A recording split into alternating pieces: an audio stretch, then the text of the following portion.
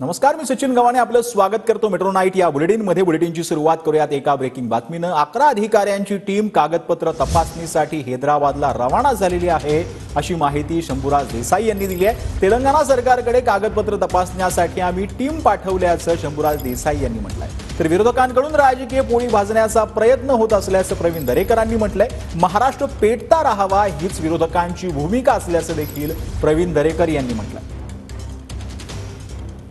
11 अधिकाऱ्यांची आमची टीम ही आपण तेलंगणा गव्हर्नमेंटकडे ते कागदपत्र घेण्यासाठी कागदपत्र तपासण्यासाठी म्हणून हैदराबादला पाठवलेली आहे।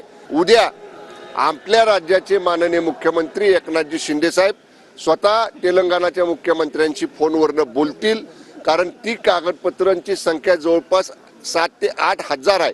ती आपल्याला स्कॅन करून सर्टिफाय करून घ्यावी लागणार आहे। त्यामुळे त्याच्यासाठी त्या सरकारनं परवानगी द्यावी यासाठी माननीय मुख्यमंत्री महोदय उद्या तेलंगणा मुख्यमंत्र्यांच्या बरोबर बोलतील।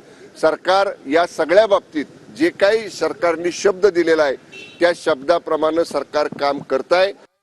आम्हाला आमचं राजकारण साधायचं आहे ही भूमिका शरद पवार साहेबांचा राष्ट्रवादी काँग्रेस पक्ष, उभाटा पक्ष आणि काँग्रेसची भूमिका आहे हे आज दिसून आलं।